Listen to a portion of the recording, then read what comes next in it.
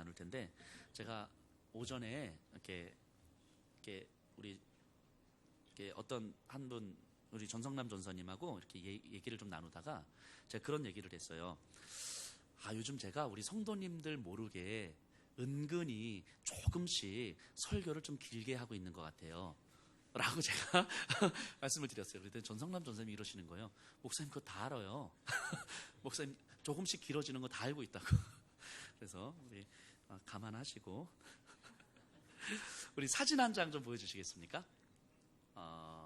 이 사진은요, 뭐 편집했어요. 이렇게 모 일간지에 나온 기사예요.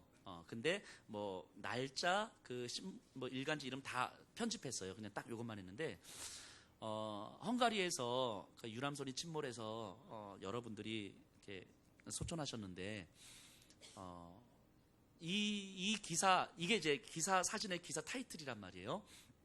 우리 성도님들은 지금 이 기사를 보시면서 어떤 생각이 드세요? 우리 성도님들 중에서 저는 이 기사를 보면서 이 시대가 또 이 시대의 사람들이 어디에 관심을 갖고 있는지를 정확하게 보여주는 한 단면이다라는 생각을 좀 하게 됩니다.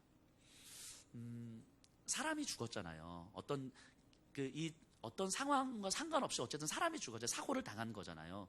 우리가 그분들의 아픔과 슬픔에 뭔가 동참을 해서 그러진 못하더라도 그래도 함께 슬퍼하고 함께 아파하고 함께 애도하고 뭐 적극적으로 하지 못하더라도 그러면 그런 마음을 갖는 것이 당연한 건데, 그냥 그 어떤 사람이 죽었는데 그 어떤 사건에 대해서 돈으로 환산해서 뭔가 설명하려고 하는 어떤 이 시대의 흐름들, 꼭 저는 이런 마음이 들어요. 이렇게 꼭 기사를 저런 방식으로 타이틀을 달았어야 됐을까, 이런 생각이 좀 들어요. 근데 이게 어떤 한 개인의 견해가 아니라 굉장히 유수한 일간지인데 이 국민적 정서를 보여주고 있는 거잖아요. 어찌 보면 저런 정도로 기사를 써야 사람들이 읽을 거라고 생각했기 때문에 기사를 썼을 것이고, 또 저런 기사를 통하여서 사람들의 사고가 저런 방식으로 흘러가고 있는 거죠, 점점. 그러니까 사고를 당했을 때 이제는 저런 사고 정도면 보험료가 얼마나 되려나? 한 1억 받나? 혹시 우리 성도님들 중에서 1억이나 받았대? 또는 1억밖에 못 받았어? 혹시 이런 생각 하신 분들 안 계시죠? 제발 없으시기를 제가 간절히 소원하고 제가 안 물어볼게요. 이게 이 시대의 흐름이자 또 이 시대의 정서가 아닐까 싶은 생각이 들어요. 이 시대의 사람들이 어디에 관심을 갖고 있는지를 정확하게 보여주고 있는 거죠. 그러니까 저런 정도를 써야 이제 사람들이 관심을 갖고 보는 거예요. 그러니까 이후에도 어떤 사고들이 일어났을 때는 사람들은 이제 자연스럽게 저런 방식으로 연결을 시킨 거죠. 되게 슬픔과 아픔과 타인의 고통에 대해서 함께 공감하는 것이 아니라, 그러니까 저런 정도면 보험금 얼마? 뭐 이런 정도. 최근에 뭐 유명한 소설가가 이런 이야기를 하더라고요. 한국 사회가 이제는 타인의 고통과 아픔에 대해서 공감할 수 있는 능력을 이미 상실했다 라고 이야기를 하더라고요. 이제는 더 이상 이 타인의 고통과 아픔에 대해서 타인이 죽든지 아파하든지 힘들어하든지와 상관없이 일단 내가 생존하는 것이 중요하고 내 감정이 중요하고 내 상황이 더 중요한, 그러니까 이것보다 더 중요하진 않은 거죠.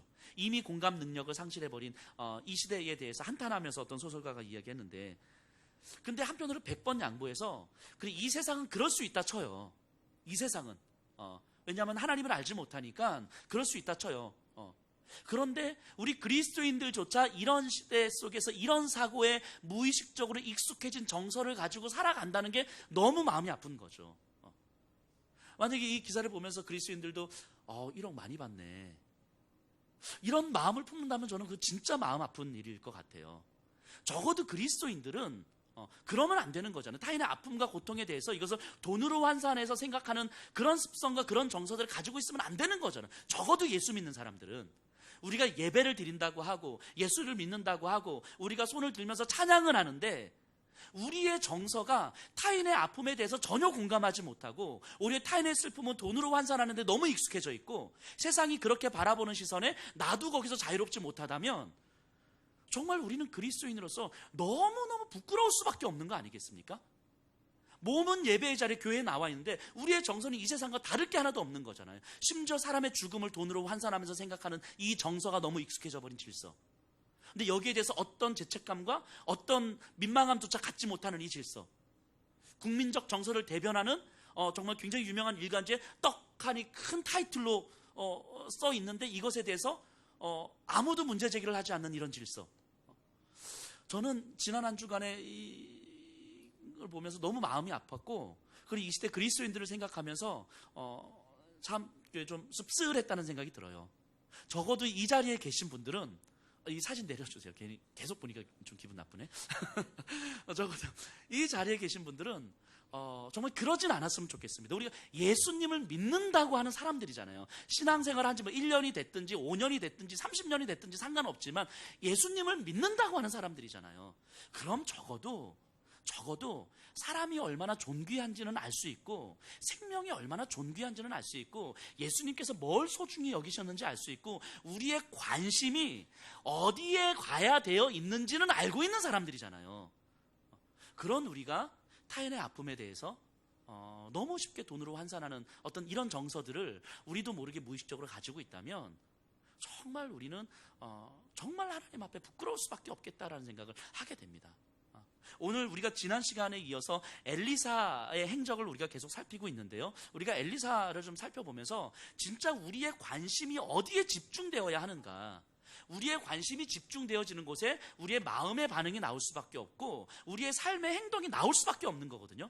그러니까 우리가 구체적으로 말하고 생각하고 행동하고 뭐 감정 표현을 하는 이 모습들은 사실은 내가 어디에 관심을 집중하고 있는지를 드러내는 증거들인 거예요.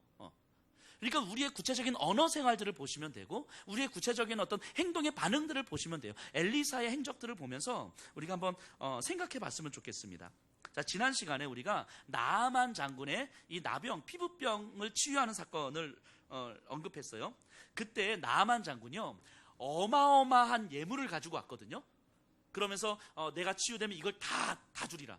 이게 뭐 금액으로 환산하면 얼마나 될지 모르겠는데, 오늘날 같은 경우는 뭐 집 한 채 정도, 집 한 채가 뭐예요? 그 교회 건축할 수 있을까요? 그 정도면. 나아만이 어마어마한 이 예물을 가지고 왔어요. 근데 엘리사는 전혀 받지 않습니다, 그것을.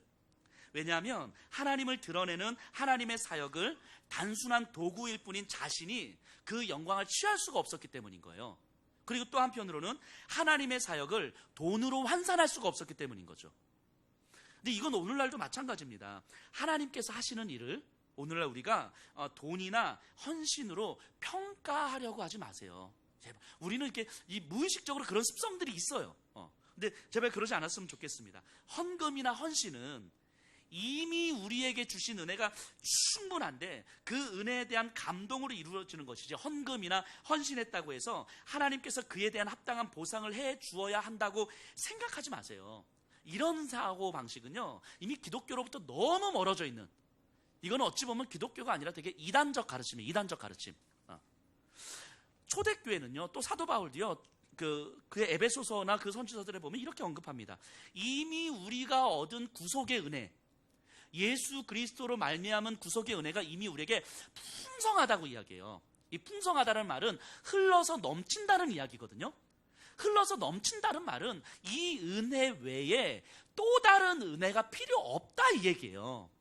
사도 바울은 그렇게 이야기해요. 초대교회 성도들에게도 그렇게 이야기했다고요. 우리가 예수 그리스도의 십자가로 말미암아 받은 은혜 외에는 또 다른 은혜가 필요 없는 거예요. 그러니까 초대교회 성도들이 먹을 것이 없어서 굶어 죽어가고 있는데 사도들이 그렇게 이야기하는 거예요. 우리가 이미 받은 은혜가 충분하니까 그거 먹을 거 없어도, 때로는 그것 때문에 우리가 죽는다 할지라도 이미 우리가 받은 은혜가 충분하니까 먹을 것 때문에 우리의 신앙을 타협하지 맙시다. 이렇게 이야기하는 거예요. 로마의 창과 칼이 우리의 목 앞에 들이민다 할지라도 이미 우리가 받은 은혜가 충분하니까 살려달라고 우리가 이 신앙을 타협하는 또 다른 방식의 은혜를 구하지 말고 이미 받은 은혜를 충분하게 누리면서 우리의 삶을 그냥 마감하십시다. 이렇게 가르쳤던 거예요. 왜냐하면 그 은혜가 충분하니까. 근데 그 은혜가 충분한데 그 충분한 은혜를 받고 나서도 뭔가 하나님 앞에 우리가 조금 헌신하고 조금 뭔가 드렸다고 해서 이에 대한 보상을 달라고, 이에 대해서 우리 자녀들에게 보상해 주시고 우리가 물질적으로 보상해 주시고, 뭐 심지어는 나중에 천국 가면 우리는 3층 집 지어달라고 해주시고, 이런 방식으로 보상을 요구하는 것이 얼마나 이미 주신 십자가의 은혜를 우리가 얼마나 비참하게 여기는 거예요. 그것이 그런 거는 기독교적 사고가 아니에요. 우리가 좀 분명하게 기억할 수 있었으면 좋겠습니다. 어쨌든 이 나만 사건 이후로 시간이 지났어요. 6장 1절 2절 볼게요. 선지자의 제자들이 엘리사에게 이르되 보소서 우리가 당신과 함께 거주하는 이곳이 우리에게는 좁으니 우리가 요단으로 가서 거기서 각각 한 제목을 가져다가 그곳에 우리가 거주할 처소를 세우사이다 하니 엘리사가 이르되 가라 하는지라. 자, 선지자의 제자들, 오늘날로 하면 신학생들이죠. 신학생들이 지금 엘리사가 같이 있는데 이렇게 같이 밥 먹고 거주하고 훈련 받아야 되는데 이 공간이 부족하다는 거예요. 그래서 우리가 좀 더 요단가 쪽으로 가서 거기서 조금 더 넓게 우리가 지읍시다 라고 이야기하는 거예요. 자, 여기서 우리가 한 두 가지를 좀 생각해 볼 수 있을 것 같아요.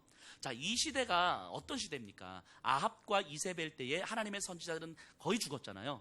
소수의 사람들이 남아 있었지만 이 사람들은 숨어서 살고 있었던, 그러니까 하나님의 선지자들이 뭔가 이렇게 핍박을 받고 있었던 시대였어요. 그런데 그럼에도 불구하고 선지자의 희망생들, 선지자가 되려고 하는 사람은 점점 늘어난 거잖아요. 늘어나니까 이제 장소가 좁아진 거잖아요. 그러니까 이 시대가 악하고 힘겨우면 힘겨울수록 이 하나님의 손에 붙들린 사람들은 오히려 더 많아지는 것 같아요. 강력하게 하나님 손에 붙들린 사람들은. 오늘날 생각해 보면요, 제가 총신대학교 신학대학원을 졸업을 했거든요.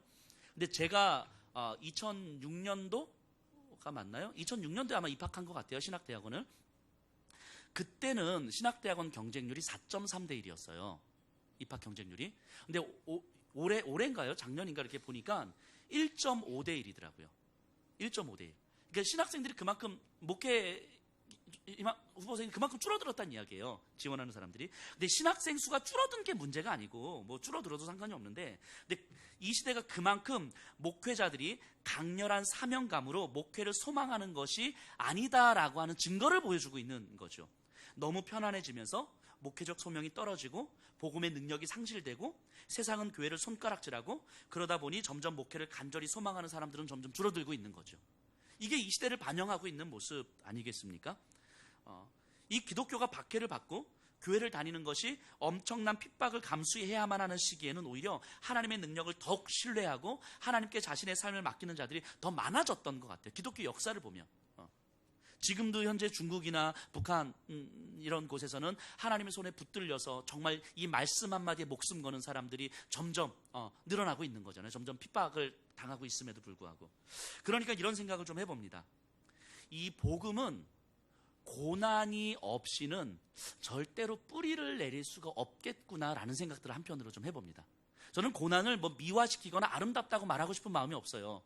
사서 고생을 할 필요도 없고요. 하지만 우리가 당하는 고난이라는 것이 사실은 내가 선택하지 않은 방식, 불가항력적으로 내가 맞닥뜨릴 수밖에 없었던 그런 고난들, 그 나로 하여금 어찌할 수 없도록 만들어주는, 나를 무기력하고 절망적으로 만들어주는 그런 고난들이 우리들에게는 어쨌든 많이 경험이 되는 거잖아요. 그러할 때에 이런 우리의 관심, 우리의 마음의 눈이 나에게 허락된 이 구속의 은혜와 이 복음이 내 삶 속에서 조금 더 깊이 뿌리 내리도록 하기 위한 하나님의 일하심일 수도 있겠구나라고 우리가 좀 생각할 수 있다면, 받아들일 수 있다면 굉장히 큰 은혜가 될 거다라는 생각을 하게 됩니다.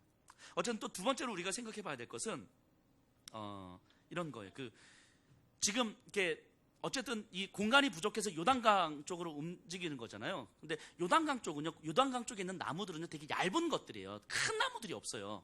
그 얇은 것들을 가지고 막 잘라서 이렇게 하면 이게 무슨 좋은 집이 되겠어요? 그냥 임시 방편으로 이렇게 엮어 만드는 거지. 근데 생각해 보세요. 엘리사가요, 나만 장군이 줬던 예물을 다 받았더라면 이 생고생 안 해도 되잖아요. 그렇죠. 이 나무를 막 엮어서 집을 만들지 않고 그냥 그곳에서 벽돌로 집을 이렇게 막 만들어서 의리의리한 신학교를 만들 수도 있었을 거잖아요. 나아만에게 예물을 다 받았다면, 이게 나아만에게 예물을 하나도 안 받았으니까 지금 어쨌든 이 생고생하고 있는 거잖아요. 자, 4절 5절 보세요. 6장 4절 5절. 드디어 그들과 함께 가니라 무리가 요단에 이르러 나무를 베더니 한 사람이 나무를 벨 때에 쇠도끼가 물에 떨어진지라 이에 외쳐 이르되 내 주여 이는 빌려온 것이니이다 하니. 당시에는 이제 청동에서 철기로 넘어가는 시기였기 때문에 이 철도끼, 쇠도끼가 굉장히 값비싼 물건이거든요. 우리가 지지난 시간에도 살펴봤던 것처럼 선지 생도들의 삶이라는 건 굉장히 비참했어요. 돈이 없어서 자신의 자녀들을 종으로 팔아야만 하는 어떤 그런 그런 상황에서 그래도 이제 선지자 학교를 짓는다고 하니까, 신학교 짓는다고 하니까 어떻게든 지으려고 옆집에서 그 비싼 세도끼를 빌려온 거잖아요. 이거 이제 다 쓰고 갖다 줘야 되는데, 이거 하다가 이 선지 생도들이 이게 뭐 도끼질을 뭐 해봤겠습니까? 이렇게 어쨌든 이렇게 하다가 이게 물에 빠진 거야, 이게. 이 세도끼, 이 비싼 세도끼 때문에 자신의 자녀들을 또 종으로 팔아야만 하는 어떤 그런 상황이 올 수도 있는데, 그러니까 이 선지 생도가 이 정말 어떻게 합니까? 이거 없으면 난 안 되는데 지금 큰일 났습니다. 이러고 있는 거예요. 엘리사가 그 돈만 받았어도, 그죠? 엘리사가 나아만에게 그 돈만 받았어도 지금 이 난리를 안 쳐도 되는 건데, 여러분들 같으면 어떠셨겠어요? 후에 여러분들 엘리사 입장이라면 내가 그 돈만 받았어도 막 이렇게 후회하셨겠습니까? 저희 교회 개척할 때 저에게 개척한 이후에도 개인적으로 찾아오셨던 몇몇 분들이 계셨어요. 이렇게 구체적인 액수를 제시하면서, 목사님 제가 이만큼 헌금하겠다고, 막 진짜 이만큼 헌금하고 교회 재정 지원도 계속 하겠다고. 그리고 교회에서 자기가 헌신하겠다고. 이게 개척을 앞둔 목회자 입장에서는 얼마나 혹하는 이야기예요. 이렇게 막 좋잖아요. 반갑잖아요. 근데 그러면서 하시는 말씀이, 개척 후에 일정 정도 시간이 지나면 예수평화교회도 이제 임직식을 하시겠죠? 그럼요. 뭐 하겠죠. 시간 언제가 될지 모르겠지만, 그때 이제 자기가 직분을 좀 이렇게 받았으면 좋겠는 거죠. 이제 뭐 이렇게 어떤 직분을 받았으면, 그래서 제가 이렇게 헌금을 하고 이렇게 헌신을 할 테니까 일정 정도 시간이 지나면 자기에게 이런 직분을 좀 주실 수 있으시죠? 목사님 좀 애를 쓰시면 직분을 주실 수 있는 거 아닙니까? 뭐 이렇게 몇 번을 찾아오셨어요. 제가 아주 정중하게 거절을 했어요. 아주 정중하게. 그래서 몇 번을 찾아오셔서 정중하게 제가 거절했습니다. 순수하게 헌금을 하시겠다고 했으면 뭐 받았겠죠. 근데 그런 조건을 거는 건 받을 수가 없잖아요. 그래서도 안 되고. 그래서 굉장히 언짢아하면서 이렇게 가셨어요. 그리고 진짜 개척하는데 헌금을 하나도 안 하시더라고요. 어쨌든 이게 여담이에요. 근데 어쨌든 근데 이제 개척을 하고 나서 첫 해에 재정적으로 조금 힘들 때, 물론 저는 안 힘들었어요. 우리 재정을 보셨던 집사님이 힘드셨지. 뭐 저는 뭐 안 힘들어요. 재정을 잘 모르니까. 자, 근데 이렇게 그때 조금 위태위태할 때, 재정적으로 그때 초반에 그 돈을 좀 받을 걸 그랬나? 그때 좀 준다 그럴 때 좀 받고 교회에서 헌신도 좀 하시고 시간이 지나서 그냥 직분 좀 주면 안 됐을까? 라는 생각이 저한테 들었을까요? 안 들었을까요? 근데 진짜로 이렇게 요만큼 단일도 안 들더라고요. 단일도. 정말이에요. 진짜 의심하지 마세요. 진짜 이만큼도 그런 오해가 안 들었어요. 오히려 돈이 조금 있어서 편안하게 가는 것보다 조금 부족하게 하나님께 기대고 또 기도하고 또 그런 상황 속에서도 조금씩 더 선교하고 조금씩 더 구제하면서 훨씬 더 감사했던 것 같아요. 그러니까 하나님께서 교회와 그리스도인들에게 원하시는 것은 조금 더 안정적이고 조금 더 편안하게 조금 더 편리한 것을 찾는 것이 아니라 조금 더 하나님을 의지하고 하나님이 아니면 답을 찾을 수 없기에 하나님께 매달리기를 원하시는 거잖아요. 만일 우리가 모든 조건을 다 갖추고 있고, 우리 교회가 모든 조건을 다 갖추고 있고 사람들이 다 좋고 불편한 게 하나도 없어, 다 그럼 우리가 기도하겠습니까? 하나님으로부터 답을, 물론 여기 계신 분들은 그럼에도 불구하고 기도하실 분들이에요. 이 자리에 계신 분들은 아멘. 자, 근데 그 모든 조건들이 우리에게 다 만족스럽다면 우리가 하나님으로부터 답을 찾겠냔 말이죠. 있는 돈을 일부러 없이 할 필요는 없지만 옳지 않은 것, 정당하지 않은 방식으로 인한 유익은 철저하게 거부할 수 있어야 되는 거잖아요.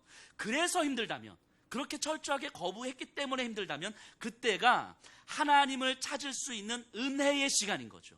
그때가 옳지 않은 방식, 정당하지 않은 방식으로 얻는 그게 물질적인 유익이든 어떤 유익이든 그런 것들을 다 거절했기 때문에 경험하게 되는 어떤 힘겨움들, 고통과 고난의 문제라면 그때가 진짜 하나님을 찾을 수 있는 은혜의 시간인 거잖아요. 그러니까 하나님께 충분하게 기도하지 않고 하나님으로부터 충분하게 답을 구하지 않은 채 무언가를 선택하려는 것은 그것이 어떤 것이든 하나님의 방법이 아닐 수 있는 거예요.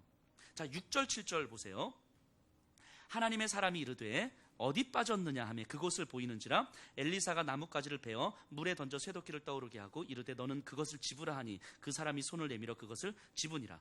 자, 철도끼는요, 물에 가라앉는 거지. 이게 철도끼의 속성이에요. 근데 나뭇가지를 던져서 철도끼를 떠오르게 하신 거예요. 이게 이제 철도끼 이 속성을 바꾼 거잖아요. 이게 이런 게 하나님의 능력이잖아요. 하나님의 능력이라는 건요, 이런 거예요. 우리의 일상 세계 속에 침투해서요, 사물과 이 사람의 이 성질마저도 역전시키는 거예요. 이게 하나님의 능력이죠. 우리의 일상 속에 침투해서 우리 안에 있는 성질을 역전시키는 능력이 바로 하나님의 능력이라고요. 그래서 비천한 자가 존귀하게 되고, 불의한 자가 의롭다함을 받고, 잃었던 자가 찾아지고, 죽은 자가 일으킴을 받는 이 모든 일들은 모두 물 위로 떠오르는 도끼만큼이나 믿을 수 없는 이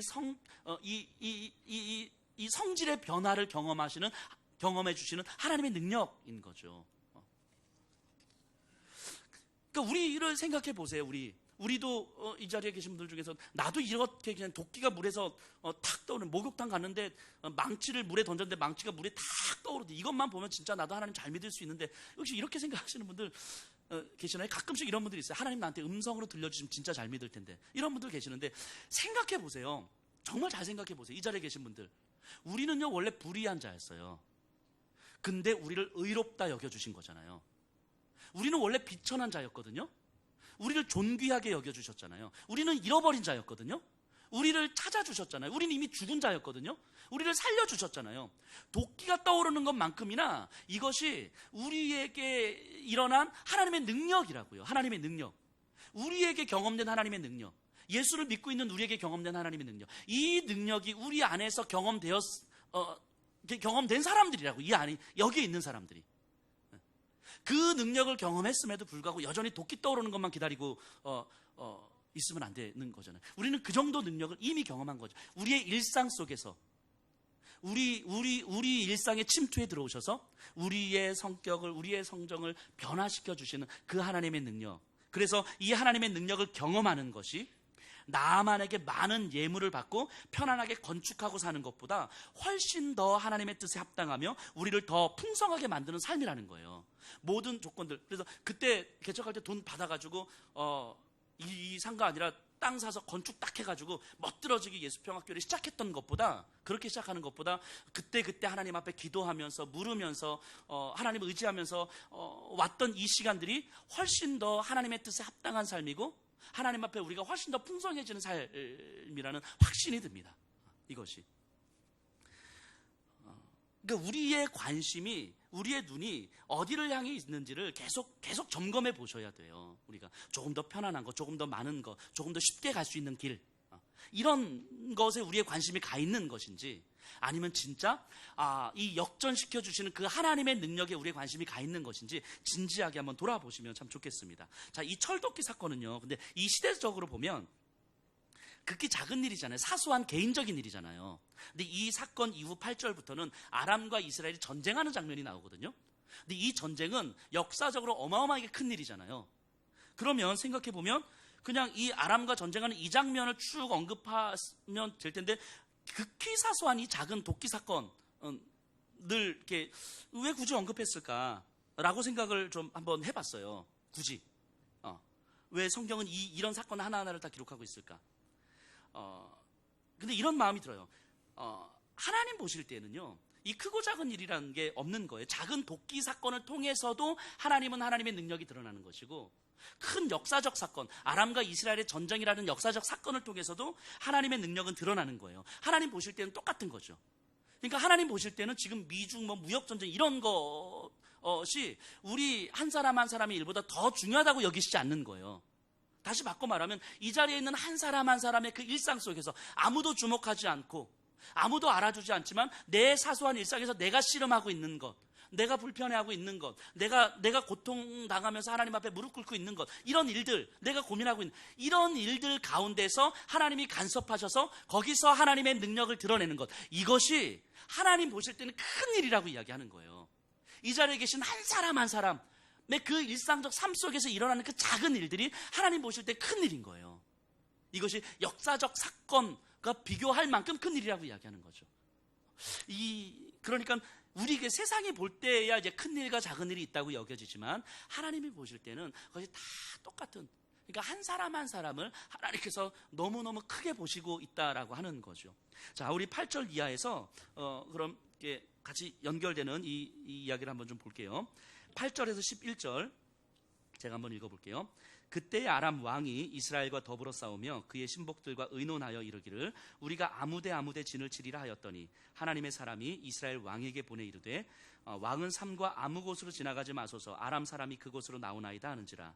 이스라엘 왕이 하나님의 사람이 자기에게 말하여 경계한 곳으로 사람을 보내 방비하기가 한두 번이 아닌지라. 이러므로 아람 왕의 마음이 불안하여 그 신복들을 불러 이르되 우리 중에 누가 이스라엘 왕과 내통하는 것을 내게 말하지 아니하느냐 하니. 자, 지금 아람이 이스라엘을 노리려고 시시탐탐 전략회의를 합니다. 매우 비밀스럽게 군사회의를 해요. 근데 여기서 전략을 짜서 공격하려고 하면 이 이스라엘이 그걸 미리 알고 그 루트를 다 알고 방어하는 거예요. 이 엘리사가 하나님의 지혜를 주셔서 아람의 그 전략회의를 다 꿰뚫어 보고 이스라엘 왕에게 이야기하는 거죠. 그러니까 이스라엘 왕이 다 방비를 하고 있는 거예요. 이게 번번이 그러니까 이 아람 왕의 입장에서 보면 이제 미치고 환장할 노릇인 거죠. 그래서 이렇게 생각을 하는 거예요. 우리 안에 스파이가 있다. 누구냐? 라고 했더니 그 신하 중에 하나가 왕에 사실 스파이가 있는 게 아니라 저 이스라엘에 엘리사라고 하는 하나님의 사람이 있는데 왕의 침실에서 이야기하는 것까지도 다 알고 있더이다. 자, 그러니까 이 아람 왕이 뭐라고 이야기하냐면 13절이에요. 왕이 이르되 너희는 가서 엘리사가 어디 있나 보라. 내가 사람을 보내어 그를 잡으리라. 왕에게 아뢰어 이르되 보라 그가 도단에 있도다 하나이다. 자, 생각해보세요. 그냥 상식적으로 생각해보세요. 상식적으로 이게 왕의 침실에서 일어나는 일들까지도 다 알고 있대요. 저 엘리사가. 자, 그럼 저 엘리사를 잡기 위해서 내가 군사를 보내서 저를 죽이려고 하는 것을 엘리사가 알까요 모를까요? 이 아람 왕의 입장에서는 그 정도 생각할 수 있잖아요. 근데 아람 왕은 거기까지 생각을 못해요. 지금 아람 왕의 관심은 어디에 집중하고 있어요? 전쟁에서 이기는 것에 집중하고 있잖아요. 전쟁에서 이기기 위해서는 누구만 없으면 돼요? 엘리사만 없으면 되잖아요. 지금 여기에 집중하고 있는 거, 관심이 여기에 집중돼요. 나는 전쟁에서 이겨야 돼? 그러니까 엘리사가 없어야 돼. 이 엘리사가 어떤 사람인지 이 생각을 못해요. 조금만 생각하면, 마땅히 생각해보면 이게 사람이 할 수 있는 일이 아닌데 저 엘리사의 신 초자연적인 존재, 초월적 존재를 생각해 볼 수 있음에도 불구하고 거기까지 생각이 못 미쳐요. 이 아람 왕이요. 이 신의 존재를 마땅히 생각해 볼 수 있음에도 불구하고, 신앙이 없음에도 불구하고 그저 그냥 어떻게 해야 이길 것인가, 어떻게 해야 성공할 것인가, 여기에만 집중되기 때문인 거예요. 이 세상이 그래요. 이 세상이 조금만 생각을 하면 이 초자연적인 존재, 초월적인 존재가 있다라고 하는 것을 한 번 정도 생각해 볼 법도 한데 거기까지 생각이 못 미쳐요. 왜냐하면 생각이 어디에 집중되어 있냐면 어떻게 해야 내가 유익을 얻을 것인가, 어떻게 해야 내가 성공할 것인가, 어떻게 해야 내가 생존할 것인가, 여기에 이 시대의 관심이 집중되어 있기 때문인 거예요. 그러니까 내가 생존하고 내가 성공하기 위해서 내 모든 관심이 집중되어 있으니까 그 외에 다른 사고를 할 수가 없는 거죠. 이 세상이 그래요. 그러니까 우리가 보여줘야죠. 우리가 하나님을 알지 못하고 거기까지 미처 생각하지 못하는 이 세상에 진짜 하나님이 살아계시다는 사실을 우리가 보여줘야 되는 거잖아요. 자, 엘리사가 이제부터 어떻게 그 하나님을 드러내는지 보세요. 14절에서 17절이에요. 왕이 이에 말과 병거와 많은 군사를 보내매 그들이 밤에 가서 그 성읍을 에워쌌더라. 하나님의 사람의 사환이 일찍이 일어나서 나가보니 군사와 말과 병거와 성읍을 에워쌌는지라. 그의 사환이 엘리사에게 말하되 내 주여 우리가 어찌하리까 하니 대답하되 두려워하지 말라. 우리와 함께한 자가 그들과 함께한 자보다 많으니라 하고 기도하여 이르되 여호와여 원하건대 그의 눈을 열어서 보게 하옵소서 하니 여호와께서 그 청년의 눈을 여심해 그가 보니 불말과 불병거가 산에 가득하여 엘리사를 둘렀더라.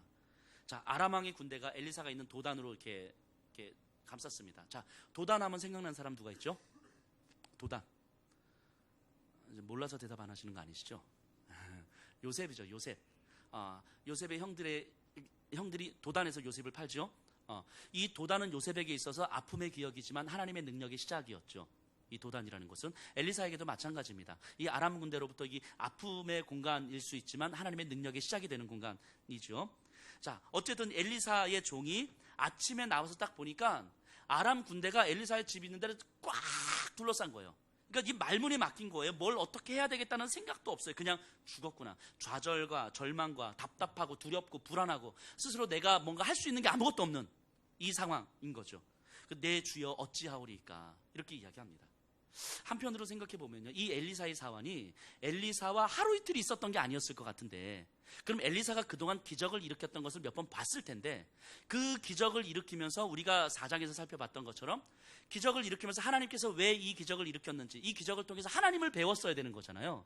근데 이 사환은 하나님을 배우지 못했던 것 같아요. 그냥 엘리사의 기적만 봤지, 오 신기하다, 오 대단하다, 오 우리 주인, 오 능력 있다, 이 정도만 봤지 하나님을 배우지 못했던 것 같아요. 그러니까 상황에 부딪히면 똑같은 반응을 하는 거예요. 어떡하지? 어떡하지?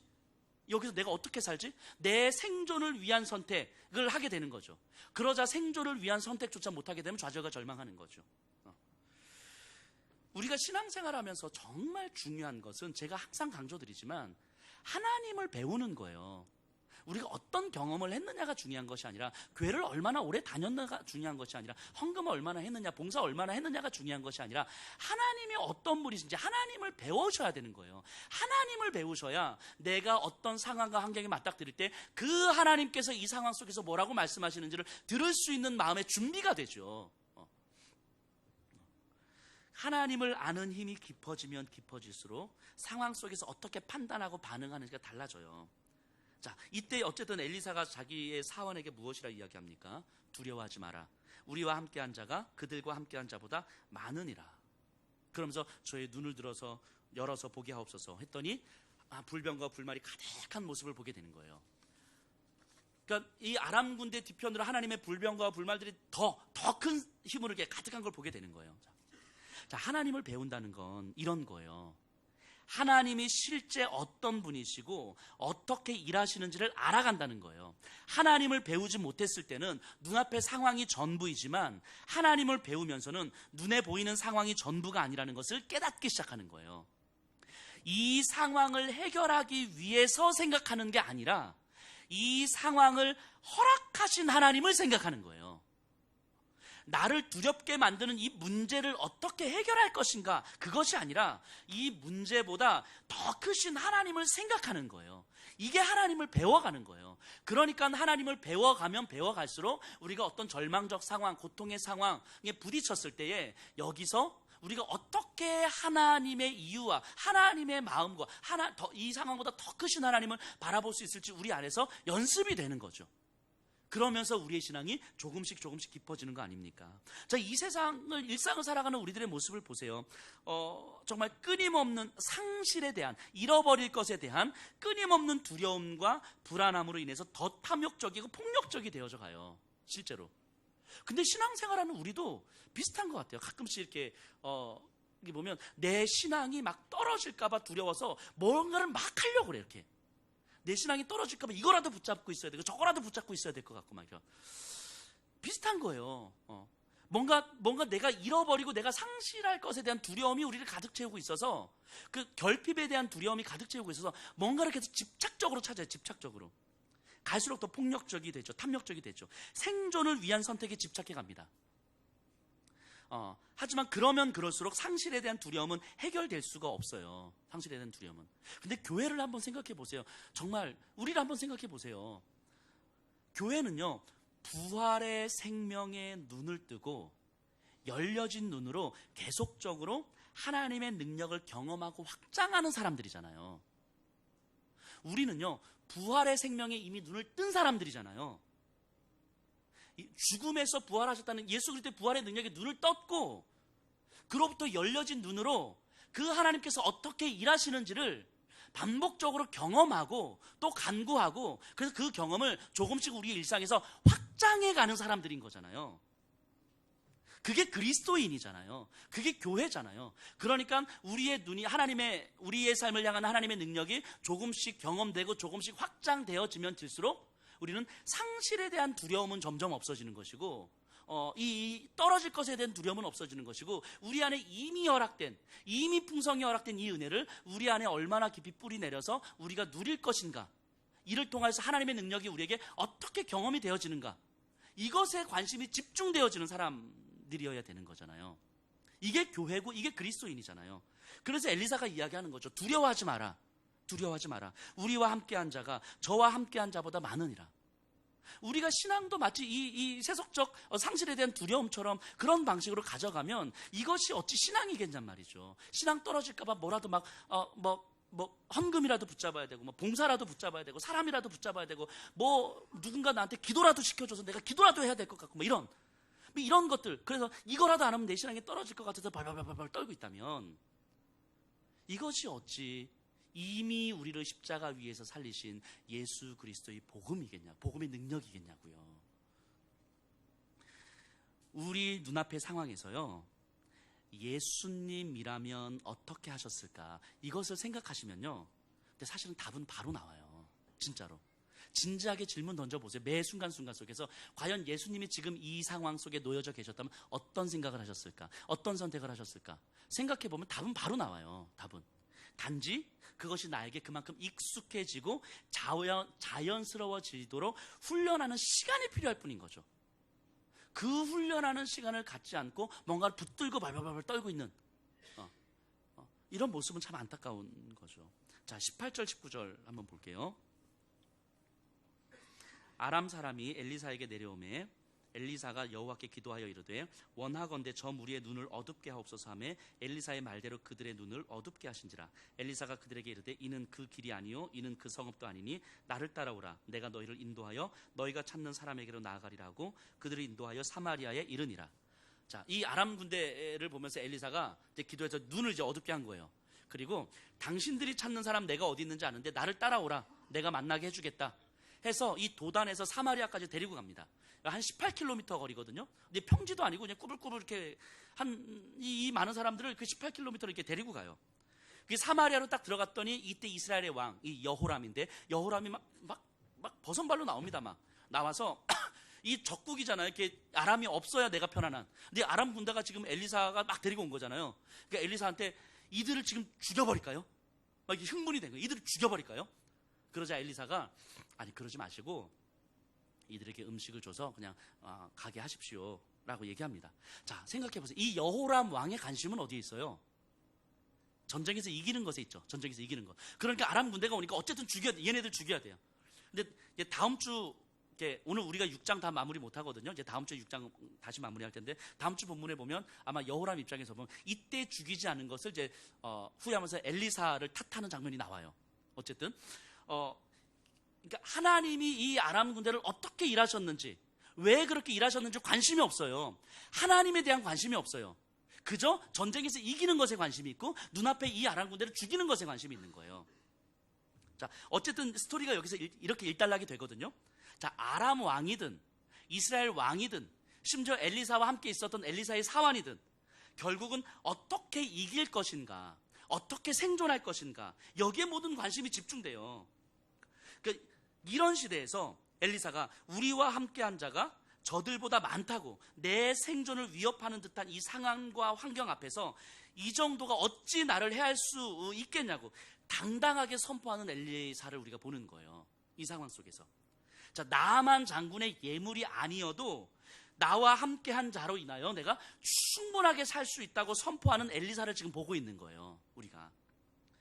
자, 오늘날 우리의 삶을 이 엘리사의 눈으로 다시 한번 좀 봤으면 좋겠어요. 우리의 일상을 엘리사의 눈으로 다시 한번 봤으면 좋겠어요. 지금 내 상황, 나를 짓누르고 나를 신앙의 길에서 벗어나게 하려는 이 환경의 힘, 나로 하여금 끊임없이 타협하게 만들려고 하는 이 상황의 힘, 내 생존을 위해서 어찌해야 하나 하는 두려움이 엄습하지만 우리와 함께한 자가 이 상황보다 크시기에 말씀에 순종하는 한 걸음을 포기하지 않고 걸어가는 그런 우리의 삶을 우리가 진지하게 고민해야 되지 않을까 싶습니다.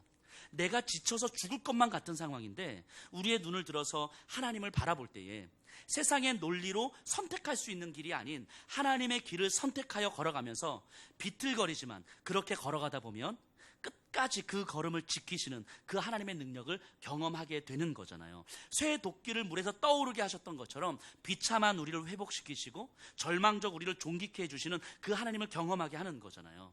그래서 내 삶을 보면 지금은 해야만 하는 상황일 것 같고, 내가 먹고 사는 문제 앞에서 지금 내 신앙보다는 내 생존이 더 중요한 것 같은 이 상황과 눈앞의 선택지 앞에서, 그럼에도 불구하고 신앙을 선택할 수 있고, 그럼에도 불구하고 그리스도의 마음을 선택할 수 있고, 그럼에도 불구하고 하나님의 길을 선택할 수 있을 때, 그렇게 한 걸음씩 한 걸음씩 걸어갈 때, 그래서 때로는 눈물도 흘리고, 때로는 비틀거리고, 때로는 아파하고, 때로는 힘겨워하면서, 그럼에도 불구하고 이 한 걸음 한 걸음 걸어갈 때에, 이 걸음 속에서 나를 붙잡아 주시는 그 하나님의 능력, 내 성정을 변화시켜 주시고 역전시켜 주시는 그 하나님의 능력, 그 하나님의 능력을 경험했을 때에 우리는 비로소 이 세상 앞에서 하나님의 살아계심을 선포할 수 있는 거잖아요.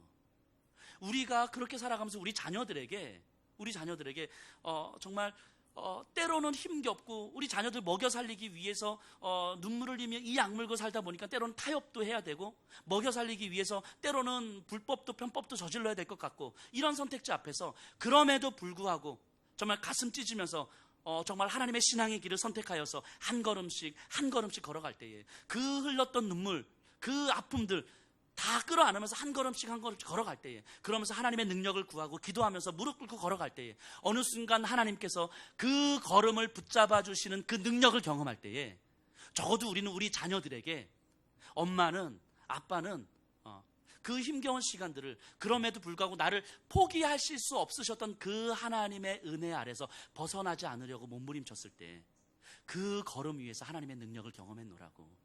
내 삶 속에서 유일한 답은 그 하나님 외에서는 찾을 수가 없었음을 내가 경험했노라고 우리 자녀들에게 당당하게 그렇게 이야기해 줄 수 있어야 되는 거 아니겠습니까? 그것이 부모로서 우리 자녀들에게 부끄럽지 않은 신앙의 유산을 물려줄 수 있어야 되는 거잖아요.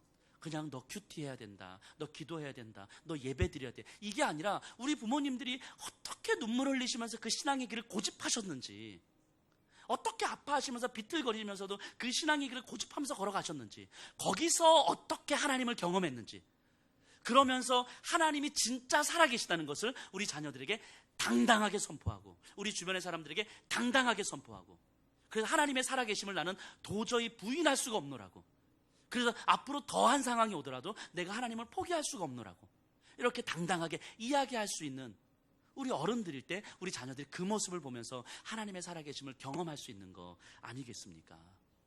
예수 그리스도께 하나님께서요, 정말 생각해 보세요. 하나님께서 우리 한 사람 한 사람을 바라보시면서 당신의 아들을 죽이셨잖아요.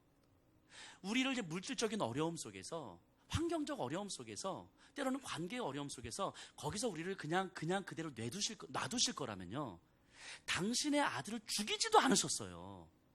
우리를 그냥 그렇게 힘겹게 살도록 그냥 너 그렇게 살다 죽어 이렇게 내버려 두실 거라면, 하나님은 당신의 아들을 죽이지도 않으셨다고요. 당신의 아들을 죽이시면서까지도 우리를 선택하여 부르신 이유는, 우리를 그 처절한 삶 속에서도 하나님께서 우리를 포기할 수 없으심에 대한 확증이잖아요. 포기할 수 없으심에 대한 약속이잖아요. 내가 볼 때는 아무리 힘이 든 것 같아도, 그럼에도 불구하고 그 하나님께서 나를 포기할 수 없으시기에 그 하나님 앞에서 기도하면서 눈물 뿌리면서 한 걸음씩 한 걸음씩 갈 때 진짜 그 하나님의 능력이 경험될 거라는 확신이 우리에게 있는 거잖아요. 그래서 이 신앙의 길을 벗어날 수가 없는 거잖아요. 그게 우리의 믿음 아닙니까? 그게 우리의 믿음이잖아요. 그것을 통하여서 진짜 하나님이 살아계시다는 것을 우리가 선포하는 거잖아요. 이 외에 어떤 방식으로 우리가 하나님의 살아계심을 선포할 거예요? 이 외에 어떤 방식으로? 우리가 아까 처음에도 말씀드렸던 것처럼, 우리가 교회는 나와 있고 예배는 드리고 찬송을 하지만 우리의 정서는 여전히 사람의 아픔과 고통과 힘겨움을 돈으로 환산하는 정서에 익숙해져 있는 우리가 어떻게 하나님의 살아계심을 드러낼 거냐고요. 그럴 수는 없는 거잖아요. 이런 생각도 한편 해봅니다.